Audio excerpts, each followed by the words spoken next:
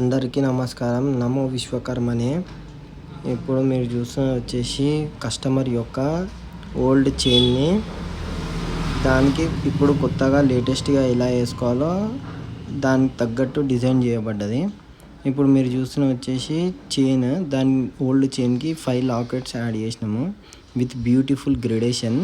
మధ్యలో పెద్దది ఇచ్చేసి సైడ్లో కొంచెం చిన్న, దాని తర్వాత ఇంకొంచెం చిన్నది ఇచ్చేసి దానికి సూటబుల్ టాప్స్ కూడా చేయబడ్డాయి with neat and good finish.